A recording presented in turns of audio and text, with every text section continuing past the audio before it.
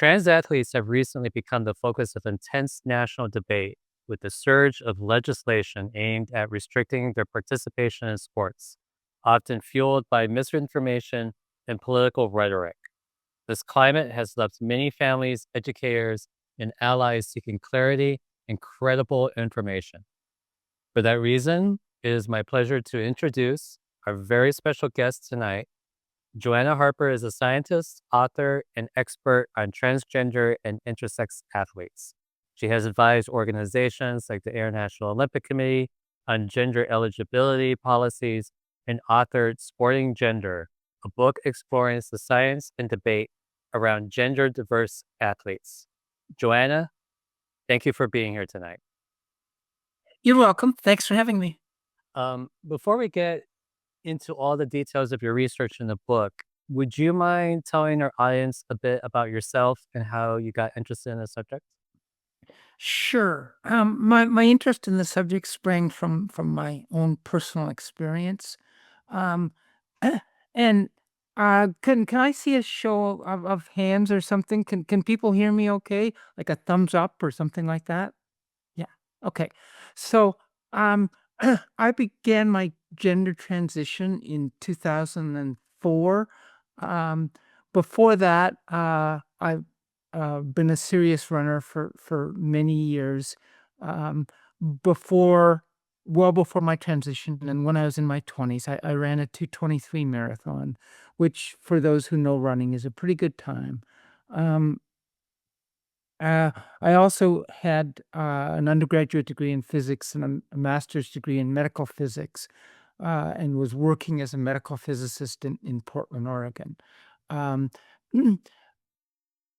I knew from my scientific background that I would get slower after I started hormone therapy and specifically testosterone suppression. But I thought it would be a slow, gradual process and I wouldn't lose that much speed. I was wrong on both accounts. Within weeks, I was noticeably slower. After 9 months of hormone therapy, I was running 12% slower. And that's the difference between serious male and female distance runners. So I had lost my complete male advantage in distance running with 9 months of hormone therapy. As a scientist, I was hooked on this. Um, and so I started to learn more about exercise physiology and endocrinology so I could help explain what happened to me. I also found some other trans distance runners and explored their experience as well. The data that I gathered from those other trans runners became the first paper published on transgender athletic performance in 2015. Um, After that paper was published, I started to get interest from sporting federations. Uh, by the end of that year, I had helped the International Olympic Committee write policy. I had served as an expert witness for World Athletics. Um, Media started calling in 2018. Loughborough University in the UK, one of the world's top sports science universities, reached out to me and said that they were interested in doing physiological studies on trans athletes and could I help them set up a program. I responded that I was in no way qualified to do that. I didn't have a PhD at the time. Um, and their response was, "Oh, well, then why don't you come here and get one?" So I did. Um, Awesome. in 2019, I moved to the UK. I finished up my PhD in January of 2024 and returned to the States to engage in postdoctoral research. Thank you. And so before we dive deep into the meat of all the issues that you present so well in your book, um, I'll just mention it as a way of introduction. Last month we had a talk with Adrian Hayerlenin Tretz, who is the VP of AVP of the Gay Games. And when we talked about trans athletes and inclusion in sports, what they really emphasized was inclusion, and they really wanted to make sure at no point would we prohibit someone from participating in the category if they didn't want to. And so maybe to first start talking about this, um, as a devil's advocate, I wanted to pose this question to you. Maybe we should just remove the gender categories of male and female and just make everything co-ed and have everyone compete together.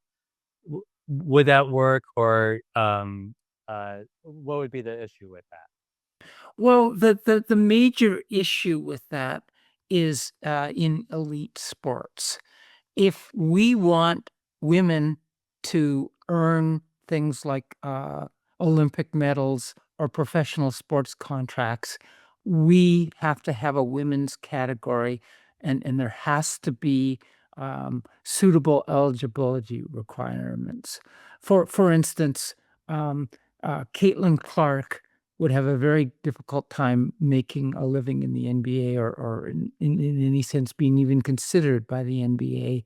And yet, because there's women's basketball, she's one of the best known athletes in the country. Um, and that exists across most sports. If we don't have a women's category, women don't earn professional sports contracts. And so that would be the biggest problem with getting away with doing away with sex/gendered categories. And so now getting more into the history and research, one of the things that you started with, it was a surprise to me, talking about the professionalization of sports. This kind of issue first started rearing its head when it came to intersex athletes. And I was wondering if you could share what you had learned regarding that. Yeah. So women's sports were very limited until the 20th century, and progress in the 20th century was still somewhat slow. But by the 1930s, um, there was a growing group of women athletes. And while the exact historical records are a little difficult to determine exactly who was or who wasn't intersex. There's very little doubt that a large percentage of the uh, female pioneers in the 30s were almost undoubtedly intersex. Um, and certainly one of those was a woman named Stella Walsh, who was born in Poland but lived most of her life in the US. She was killed in a robbery in the late '60s, and, they did an autopsy and found out at that time that she had intersex conditions. But in most of the other cases, and Stella won the, Olympic 100 meters in 1932 and was 2nd in 1936. She was competing for Poland at the time, even though she was living in the US. In '36, she was beaten by American Helen Stevens. Um, there's no DNA records on Helen, but there's a very good chance that she too was intersex. And the German runner who finished 3rd was also probably intersex. So a clean sweep of the women's 100 in an era where there were only 5 Olympic events by intersex women in 1936 um, was certainly, one highlight, if you will. One of the, most prominent, intersex athletes from that era was, a person who was known as Dora Ratchen in '36, but later took the name Heinrich, and, um, uh, Dora was 4th in the 1936 Olympic high jump. um in 1938, was stopped on a train, was accused of impersonating a woman, uh, and at that point said, Yeah, I'm really a dude," and lived the rest of his life as Heinrich. Um, and it was only after Heinrich's death in 2009 that there was a more thorough look at the records, and when Heinrich was born, the midwife was uncertain over the genitalia and uh, which sex to assign this child at birth, and um, it's again, Ratchin became pretty well known. There was a movie, a fictional movie made about this false story that Ratchin had been the Nazis' secret weapon in 1936, and so there was a lot of interesting stuff that went on around Ratchin. But there were, um, as I say, there were any number of prominent athletes, women athletes in the 30s who were probably intersex. And uh, not to overstay it, but just for our audiences, so we make it perfectly clear, like, what is the significance of having intersex athletes compete, and what kind of advantages may they have over, a non-intersex cisgender female athlete? It depends very much on the intersex conditions. Um, and some intersex conditions wouldn't confer any sort of advantage, but there is a subsection of intersex conditions called XYDSDs, um, or differences of sexual development. And these are conditions where somebody is born with a Y chromosome, which um, maps to testes virtually all of the time. Um, but because of a condition, they have female appearing genitalia at birth.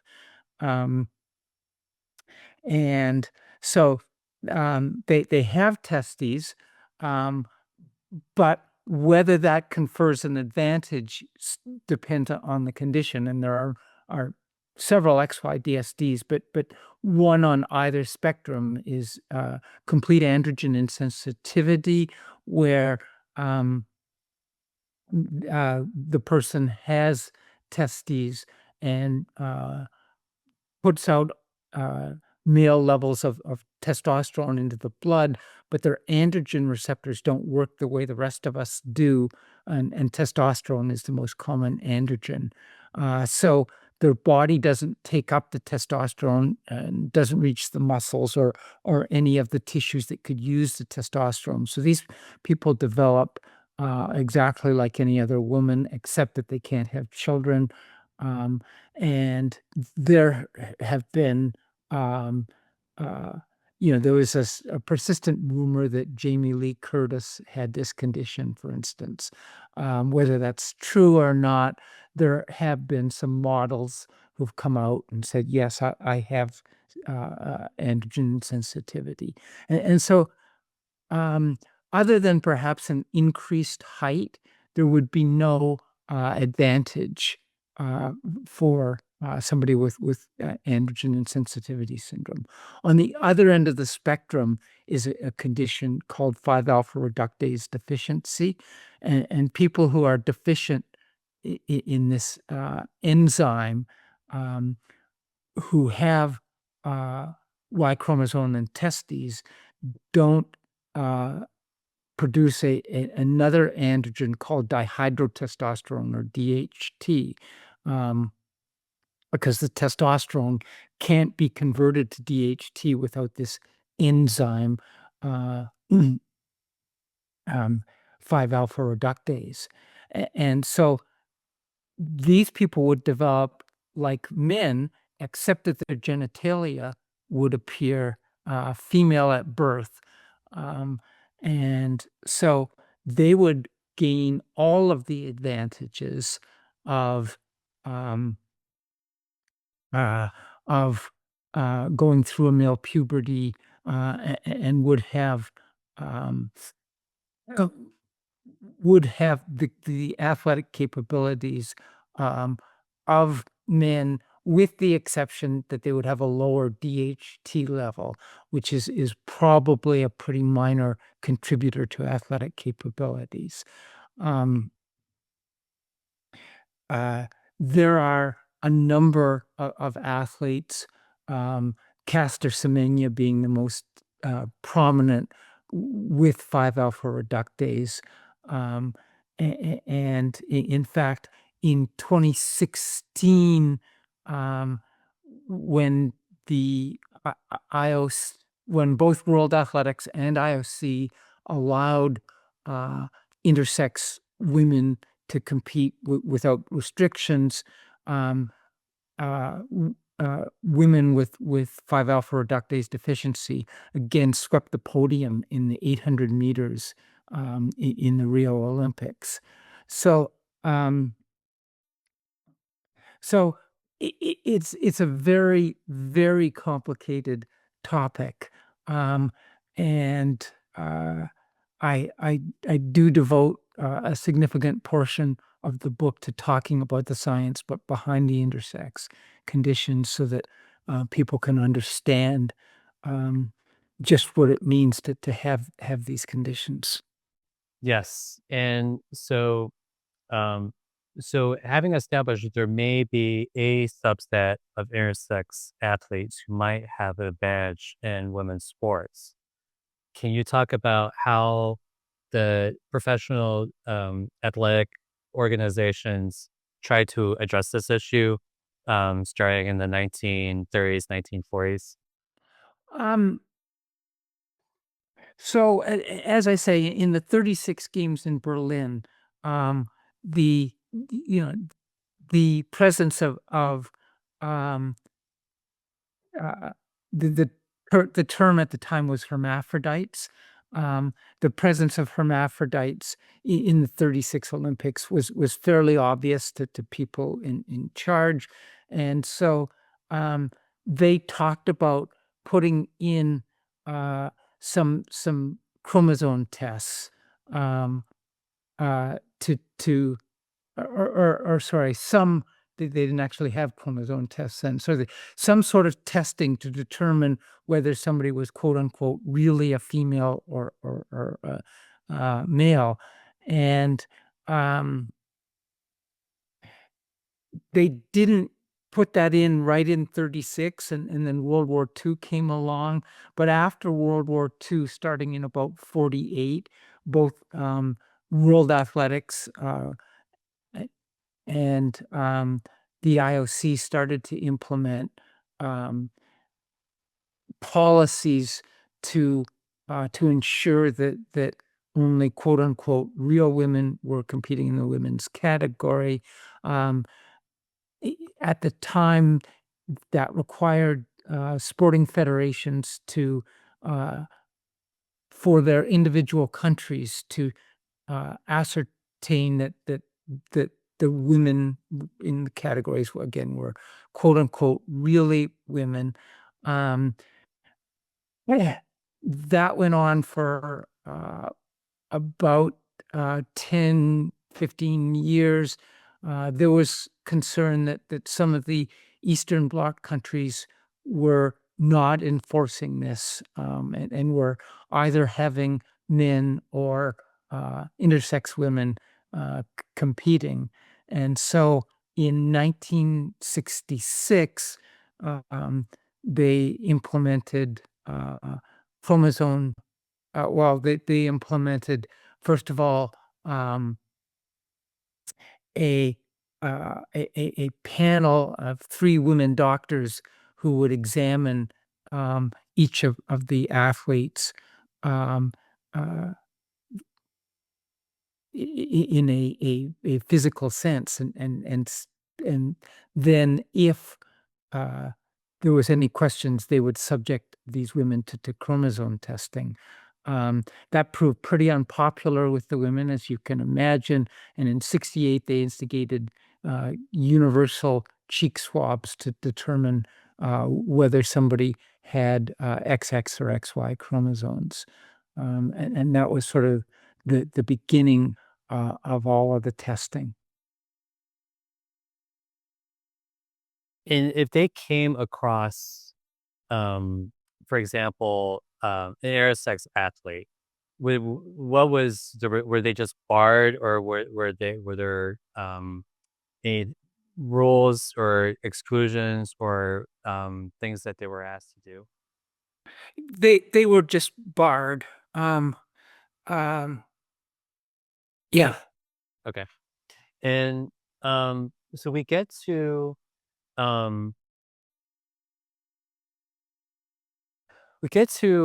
um eventually the 2004 IOC Stockholm Consensus. And can you tell us how we got there and what the consensus entailed? Yeah. So, um, what happened again? Most of the focus was on intersex athletes up until close to the end of the 20th century. Um, the By the end of the 20th century, um, universal sex testing had been abandoned, and it was realized that there were more complications, and just having a Y chromosome wasn't necessarily a reason to ban somebody from the female category, and then that leads to the idea, well, then maybe transgender people could be allowed into women's sport as well. Um, the first transgender athlete of note was Renee Richards, who competed in the '70s and early '80s. She went to, the legal courts in the US to be allowed to compete. Um, and between the late '80s to, the early 2000s, there were a handful of other trans women who were competing, in sports. Some of them got banned and some didn't. Um, but, um, eh, there was a growing concern on the IOC that they needed to look into, transgender athletes, and Arnie Lundqvist, who lived in Stockholm, and hence the Stockholm Consensus. The meeting was in his hometown, and so the Stockholm Consensus took its name from that, and they decided that they would allow trans women to compete, in the Olympics if they had had surgery to remove testes, had 2 years of post-surgical, hormone therapy, and had legal recognition of their, reassigned sex/gender. And so that was sort of the guide for a number of years, right?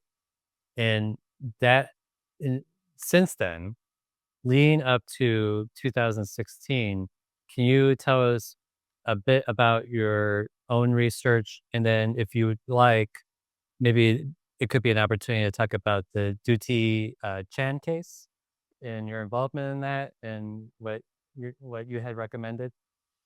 So, um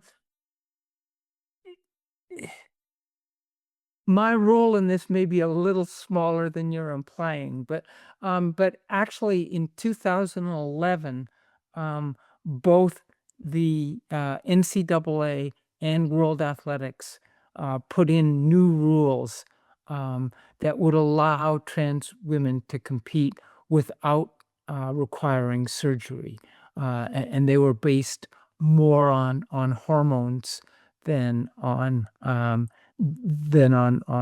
surgery.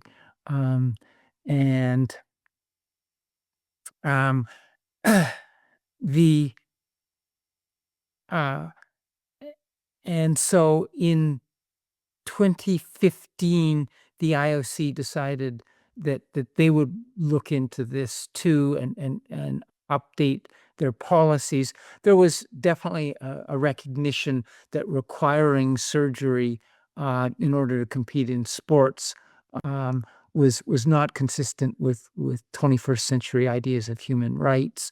Um, Also, the recognition that requiring, um, legal recognition was challenging because in many countries, or some states in the US, you can't change, the legal designation that you had at birth.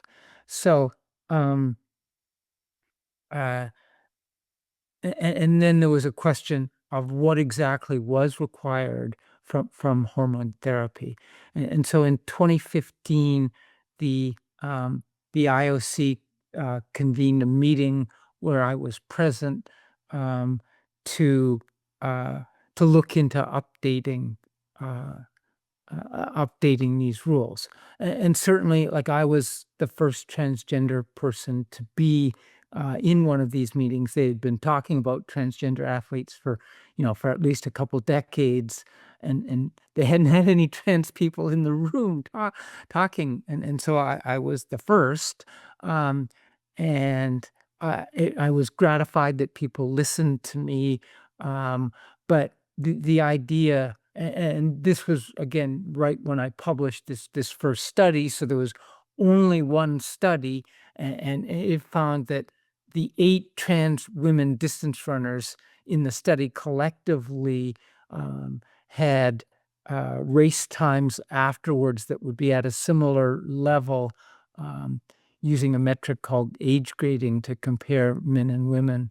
Um, and so the research mattered, and but I think it was, there were 25 people in the room, and certainly the consensus in the room was that that the rules needed to be modernized, and that testosterone was the key factor. And so for the 2016 Olympic Games, the IOC published um, uh, guidelines that suggested that suppressing testosterone to below a certain level would be sufficient to allow trans women to compete. Um, and that became um, that became the rule for the next few years for most governing bodies. Simultaneously, the Duty Chan case occurred also in 2015, and uh, the resolution of that case did affect what happened in the meeting in 2015. Duty Chan was uh, a an intersex athlete from India, um, who um, uh, who was accused of trying to cheat, being a man, whatever you want to say, by at a regional, and by regional I mean Asian regional, a number of Asian countries meet in 2014, um, and um, the the ruling in the case was that the World Athletics policy that that had been put in 2011, requiring both trans women and intersex women to lower their testosterone to female typical values, um, could they didn't have enough evidence to justify that, and so that was suspended for 2 years. And so the IOC, in a 2015 meeting, decided that there would be policies for trans athletes for the 2016 games, but there would be no limitations put on intersex athletes for the 2016 games. And I previously alluded to the fact that that led to some intersex athletes doing very well in those games. You explain all this, alluded to the importance of testosterone production in determining athletes' performance. And I think one of the questions I have is what what really, and keep in mind we're not, most of us here are not scientists, but what is the testosterone production levels for men versus women? Is there like an overlap? Or are they like two completely different things? What does it look like? So, um, when when scientists talk about normal distributions, we talk about um, what's called the 95% confidence level, or the middle 95% of a population. And so that's the normal range. and that excludes the highest 2.5 and the lowest 2.5%. But in the normal range of adult testosterone, there is no overlap. And in fact, the bottom of the normal range for men is 4 times higher than the top of the normal range for women. Um, and the beyond that, the range for women is quite narrow and peaked, and so it's like 5 standard deviations, not just 4, a multiple of 4, but it's 5 standard deviations, which is an extreme outlier. So in that sense, there's no overlap, and there is, in fact, a huge chasm between the normal ranges. Having said that, there are some interesting things that happen in the 2.5% of women who are above the normal range. The most common thing is a condition called polycystic ovary syndrome, which 5 to 10% of all women have, and can raise testosterone levels above female typical values, but still not into the male range. But it is certainly true that that intersex women who are born with testes can have testosterone well into the male range, and as I said before, depending upon the condition, that may or may not affect their athletic capabilities. But um, so the answer is a little complicated, but for the vast majority of people, there's no overlap at all, nothing close to overlap, but there are exceptions. So you kind of really sort of emphasize that. I would say there were a couple of researchers who uh, at the time all this was happening out back in 2015, 2016, we're disagreeing with you. I want to bring up Katrine Karkazis and Katrina Jordan. Katrina Karkazis, yeah. Yes, and Rebecca Jordan Young. Uh-huh. Do you want to talk about what their position was and why you disagreed with them?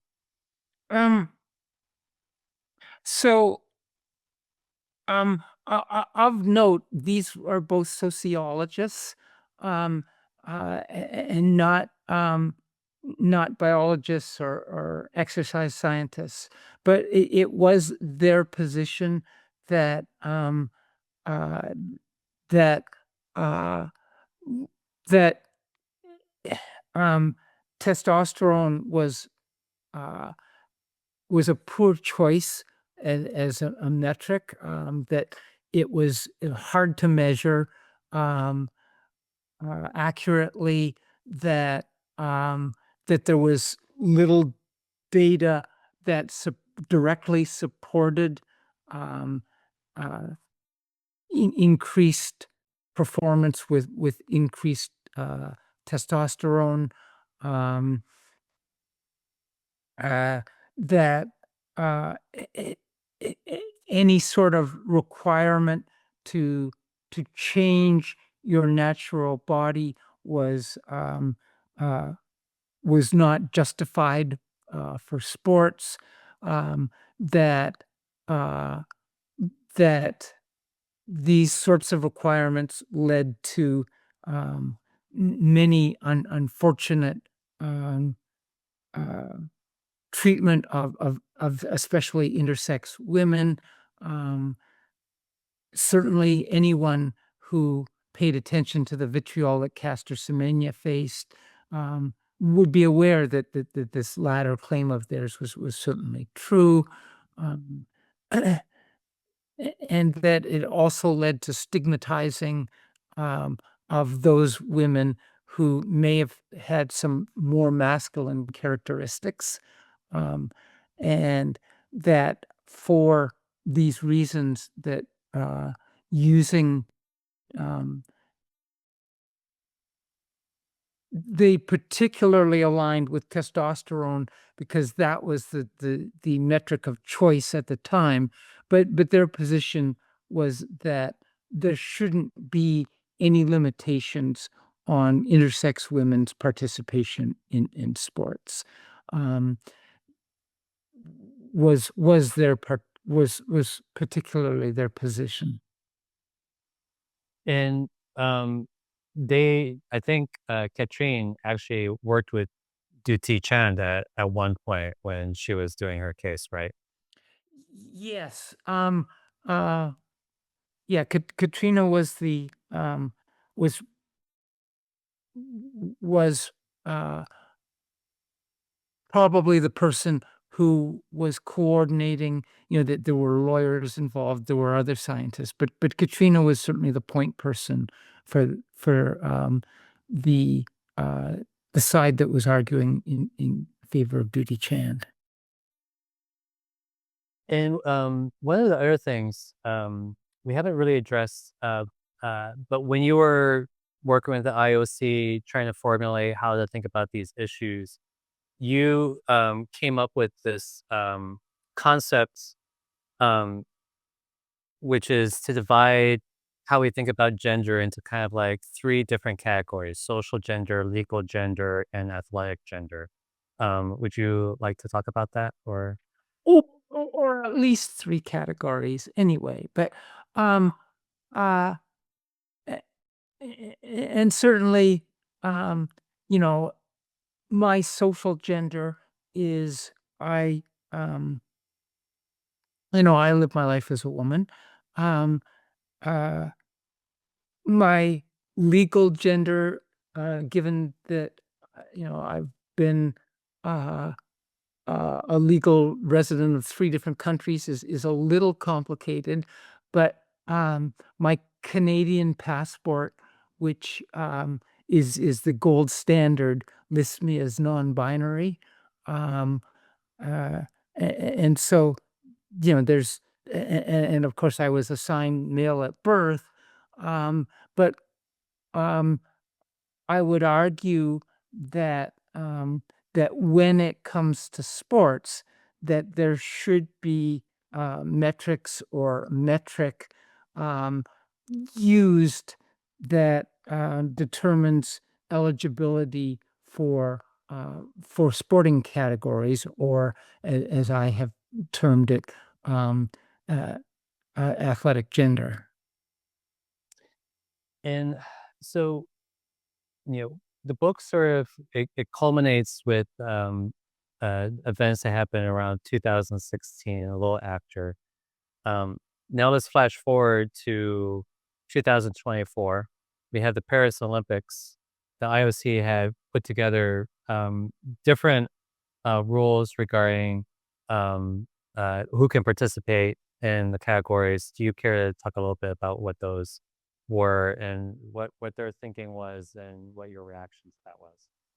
So, yeah, the book ends in the spring of 2019, and shortly after that time, the the IOC had been bringing in groups of scientists for 30 years to look at issues on gender and sex eligibility. In 2019, they made a decision to go down a different route, and they decided to um, prioritize human rights.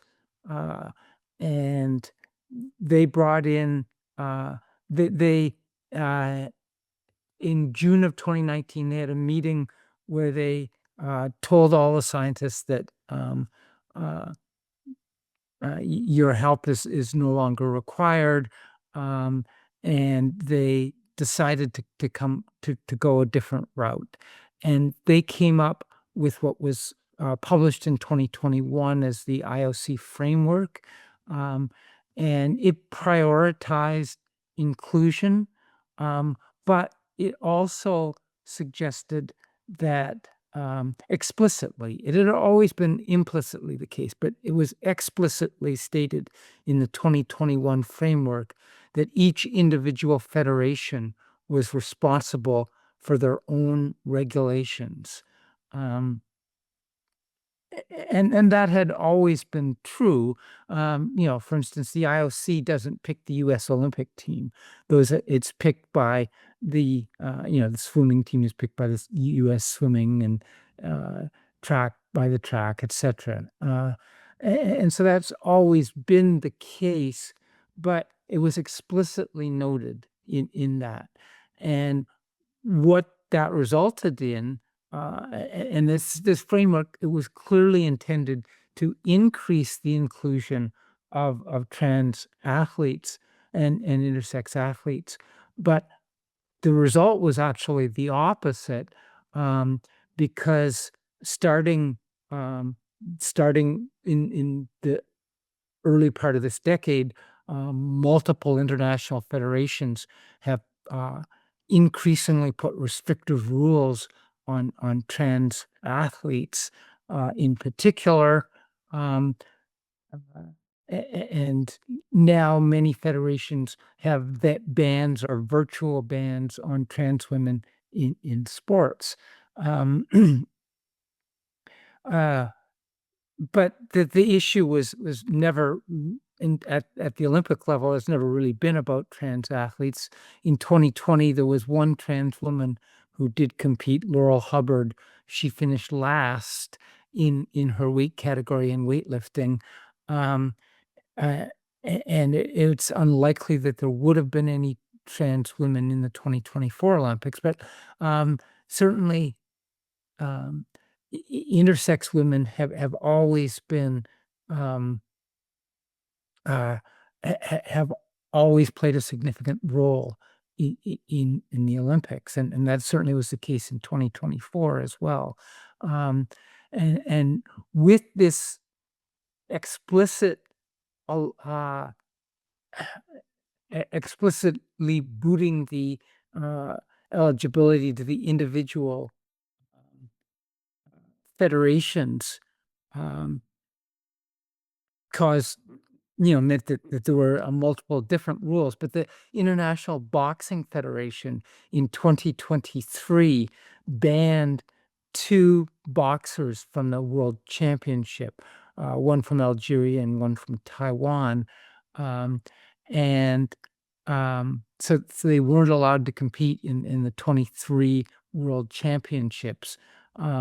But simultaneously, they had a feud with the IOC.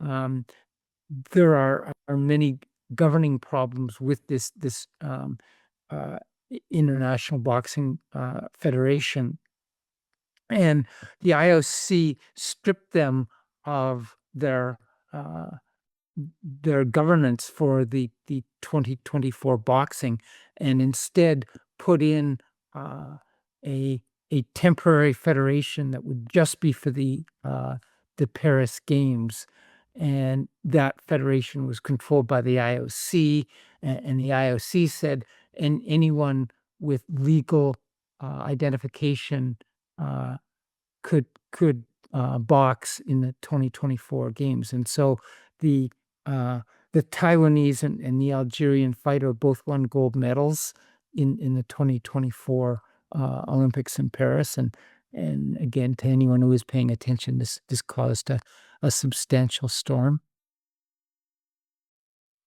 Yes, I remember that. Um, and we only have so much time, so I'm going to jump a little bit. Um, uh, there's been a lot of stories circling around here in the United States. A lot of our discussion has been on the IOC and World Athletics. But we've had a number of stories about bans or limitations here, and just today, and I know you're aware of this. We had a story that came out in California about the California Interscholastic Federation. For some of you who may not know, they basically created a rule, and this, I believe, was in response to um, complaints that had been made. But the rule basically said that if what they call a biological female student couldn't earn a qualifying mark for entry into a state meet, because of a trans athlete had, won and gotten it, they would still let the cisgender biological female still participate in the meet. And I think that was I don't know, what do you make of that? Well, um, again, we want to. It's important to give a little background. Hold on just a second. In terms uh, of high school sports, each state has their own rules and regulations. Um, for instance, when it comes to track and field, some states run 1,500 meters, some states run 1,600 meters, and some states run the mile. And so there are all kinds of rules that vary from state to state, but that includes gender eligibility rules.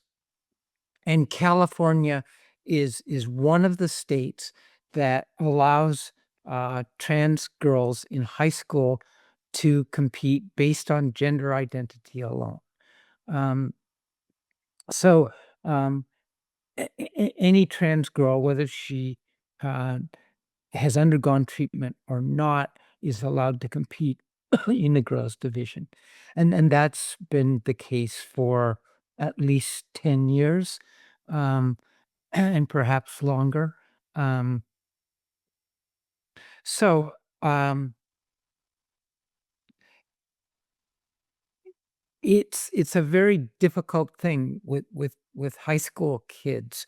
Um, Again, in 2011, the NCAA put in a rule requiring hormone therapy, but requiring hormone therapy for high school trans kids is a lot tougher thing because kids are only discovering their identity at this age, and puberty brings about any number of changes and challenges for trans kids. And so it's a very difficult thing to require hormone therapy of trans kids. But if you don't, um, then you can have trans girls who've gone through a testosterone fueled puberty and have gained substantial advantages over the other girls. And so the question of is this fair or not? And it has led to different rules across different states. Um, but this rule in California has existed, as I say, for at least 10 years. And in that time, trans girls certainly haven't taken over the state of California athletics. And there have been a few that have competed at the state level, but not many. Um, and this year, a trans girl has qualified in the long jump and triple jump, and that has raised a substantial amount of stink, and it has before. In 2023, there were two trans girls who qualified in the 1,600 meters, and there were protests, and both these girls actually wound up withdrawing from the meet because they didn't want to face the haters that they would have to face. Um, so this is not a brand new issue, but as we're all aware, there's a new president that who just took office in January, and um, he has said that trans girls should not be allowed in women's sports, and so that has emboldened a lot of the resistance that has always existed to trans girls in sports, um, and so he has threatened California with withholding substantial funds for California if they let this girl compete.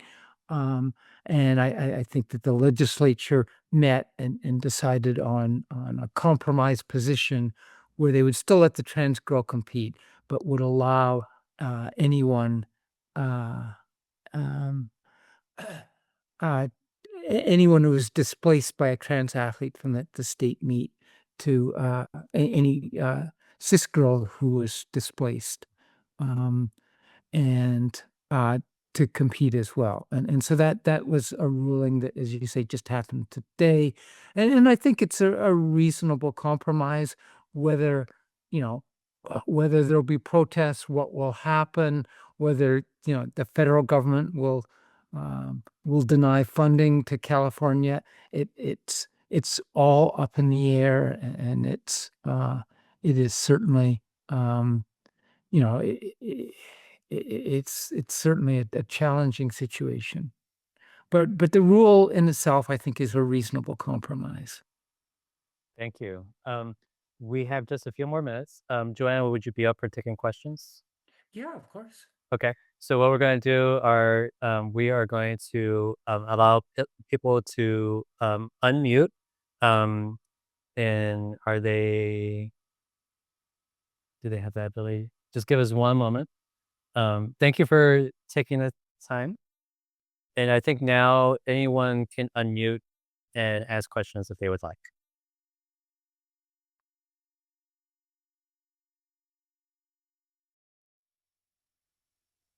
Surely somebody has a question. Do we not have any takers?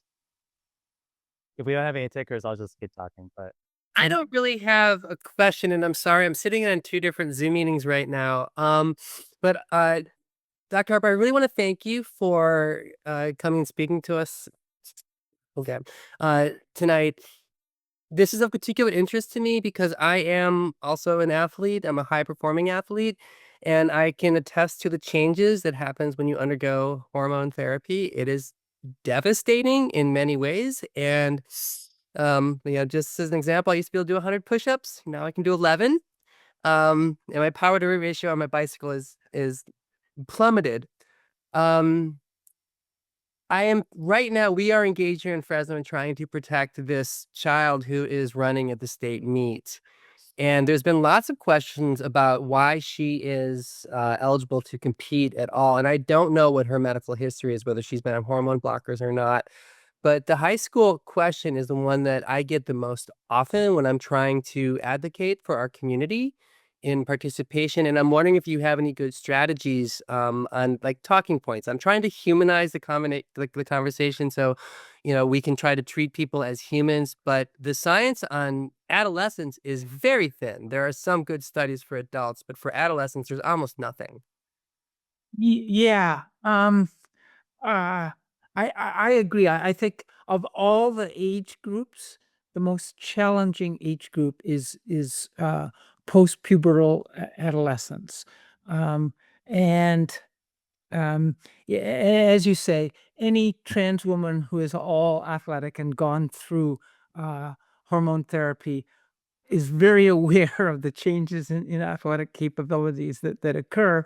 And there's starting to be increasing documentation of that. Um, uh, I am still involved for another week or so with a study on trans adolescents that unfortunately has been shut down. Um, uh, you may have read something about that on the news, but unfortunately, we won't be getting data out of that study. But yes, it would be great to get data on adolescents. Um, so what do we do until then? It is a huge challenge. I certainly wasn't ready to start hormone therapy when I was a teenager, um, and many trans kids aren't.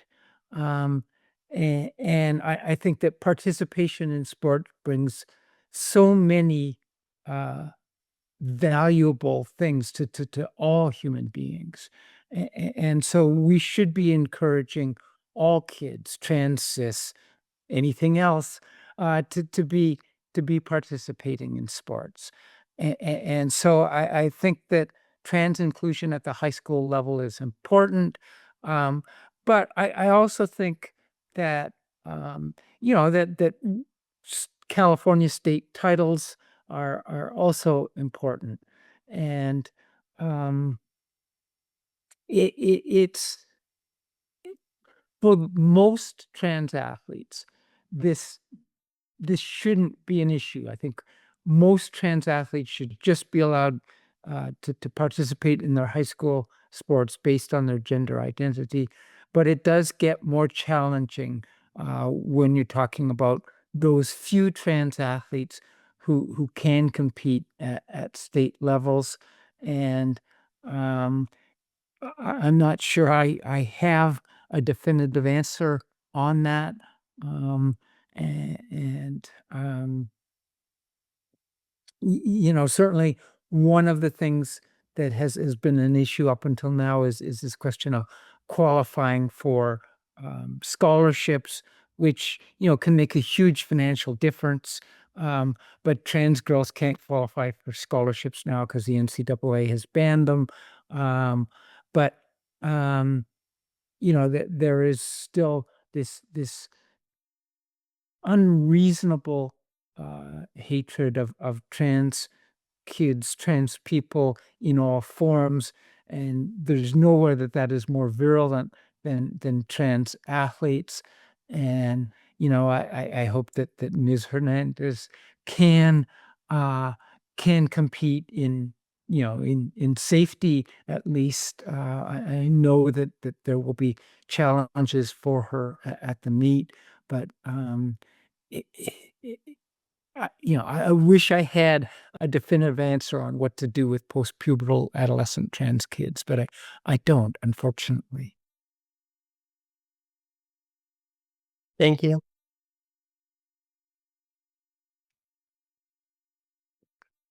Oh, and if you wanna reach out to me, I always love talking to trans athletes, especially endurance athletes. Um, uh, y you can probably find my contact info online, but, uh, if not, I'm sure Robert can give it to you, and I would love to talk to you, offline after this is over. I would love to connect. I am I am that athlete that does draw a lot of attention. I've heard I your name before. What's that? I've heard your name before. Oh. Oh, wow. Okay. So yeah, and it's a primary interest of mine. It's the sports issue is used as a wedge issue for further transphobic legislation. This is how we start to ban people from bathrooms and women's spaces, and we can go on down the line with that. But I was so interested in the science partly because of what was happening to my body in the first 6 months of going through hormone changes. And for any of the cis folks that are out there, it's not fun. There were days when I could barely even get out of bed. And I was training for a what turned out to be a 9-hour grueling gravel race. And I have years of data, not so precise, but it does definitely show a loss in athletic ability. In any case, I will be happy to reach out to you. I will look you up online. I'm sure I Okay, can find you. all right. Thank you. We have Alicia Klein. She raised her hand. Yeah, thank you.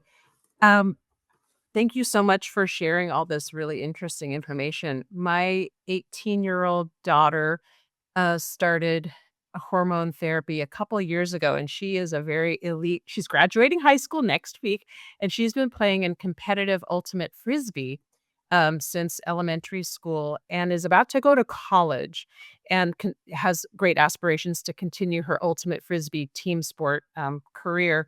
And we live in California. She's going to college in Colorado, so I have this kind of Ultimate has been a very comfortable, loving, warm, welcoming, inclusive place for her, both on mixed gender and girls teams. And I want to be an effective advocate and mom as she's moving into college and competing in college. So I just wanted to hear if you have any tips, guidance, how to what are the right kind of advocacy um, focuses for, like, the college, age. Um, so I'm not sure if there is NCAA Ultimate, but if there is, trans girls can't compete, and that's that's the NCAA rules. But I'm sure there's lots of college-based clubs that are outside of the NCAA jurisdiction. And Colorado is, for the most part, a pretty welcoming place for trans people. Um, um, and there's certainly no reason why your daughter shouldn't be allowed to participate in in ultimate going forward, other than the hatred and bigotry that exists. Um, but you know, in terms of what you should do, um, as you say, ultimate is a very welcoming sport, and I imagine that will still be the case. Um, there, um, certainly the argument that the opponents make is that men shouldn't be in women's sports. And trans women, of course, aren't men and don't have the athletic capabilities of men.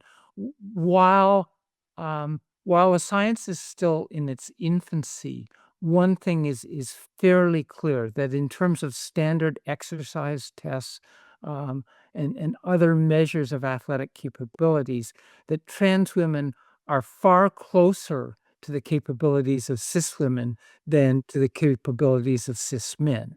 Um, and so, the idea that trans women are men invading women's sports in an athletic sense isn't true. But I also think that in a sociological sense, I think it's important to note that that trans women um, are a subcategory of all women. There are certainly physiological differences between trans women and cis women that are important for sport. But in terms of a basis, I would say that trans women as a subcategory of all women should belong in women's spaces. When it comes to sports rules, especially in elite level sport, the physiological differences matter and need to be considered. But I think the underlying uh, tenet should be that trans women are a subcategory of all women. And trans women are not stealing places from women, because trans women are a subcategory of women. And so um, I think that sort of um, uh, philosophical way of looking at it, I think um, is valuable. I think just saying trans women are women is too simplistic. Um, but if you acknowledge that yes, there are physiological differences between trans women and cis women, but that trans women, do belong in women's spaces, because trans women are a subcategory of all women. Thank you. I have a thought of, I assume there are a number of sports in which these physiological differences and these biases are really irrelevant, where the physiology between male and female really doesn't matter that much. There are actually only a few. Um, Shooting, archery, equestrian, um, uh, where the differences are small, or non-existent. In the vast majority of sports, um, the differences between male and female performances at elite levels are really quite striking. Um, and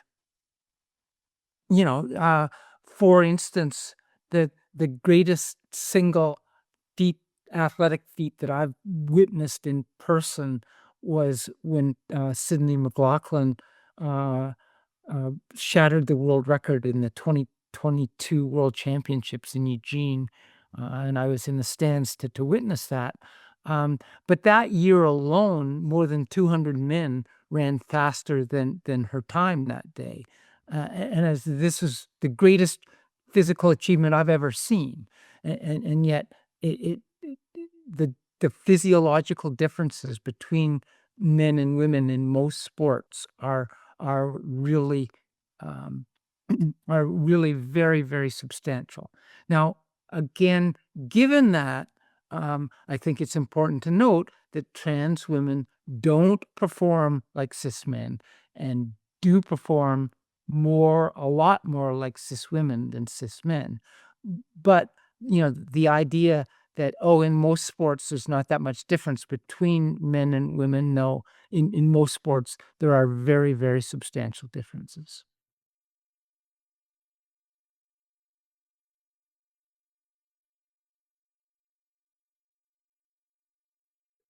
Um, so Joanna, I think we're going to wrap up soon, but I guess, when Alicia was asking her question, the thing that kind of popped in my mind is, imagine like if you were that college athlete today, dealing with all the things that are going on. Like for you personally, like what would you want to do? What would your goals be? How would you grapple with where we are today if you were that college kid? Um,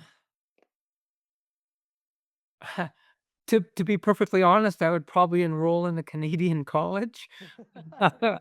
um, uh, uh, um, uh, uh, I certainly, when I was in college, I competed collegiately in the men's team, um, and there just weren't any trans or vanishingly few trans women competing in sports. But if um, and now in NCAA, trans women can't compete, and so um, if let's say, uh, how would I let's just put me, say, in college like 5 years ago when trans women could compete here, but there was still a lot of vitriol. Um, I'm not sure exactly how I would have handled it as a trans woman. I certainly um, I I certainly would have been able to point to uh, the fact that I got substantially slower when I transitioned, and I transitioned well beyond college age. But had I transitioned at that age, I would be able to point to race times before and after.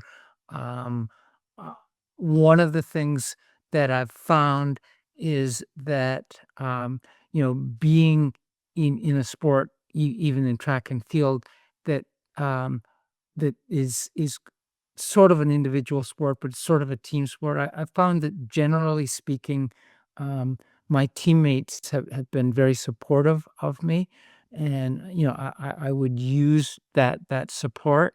Um, uh, I think I think things have just gotten almost impossibly vitriolic in the United States for trans athletes at the collegiate level.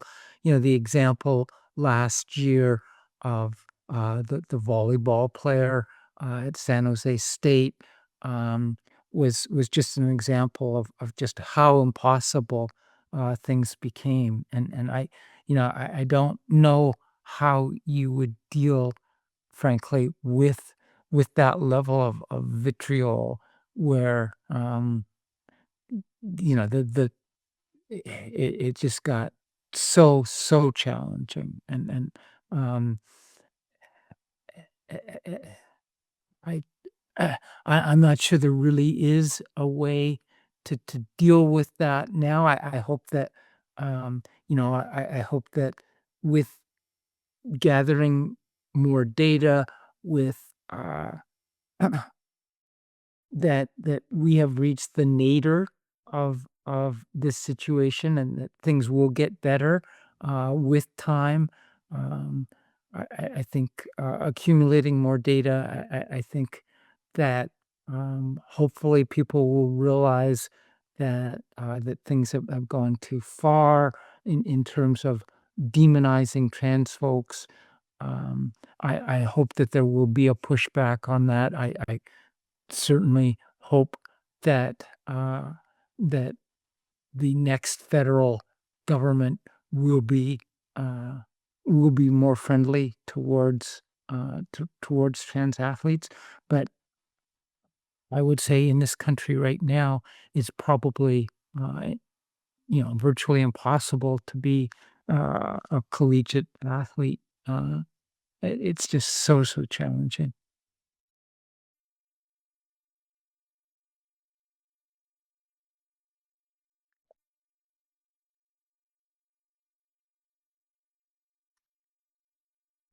Anyone else before we go?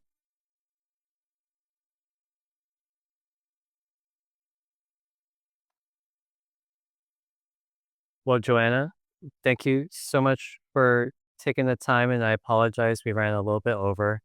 But I think it was super educational. I think a lot of us learned a lot, and hearing your involvement and everything that you have brought to this debate has been really valuable. So thank you for all the work you've been doing on this subject. Thank you for talking to us. Um, really appreciate it.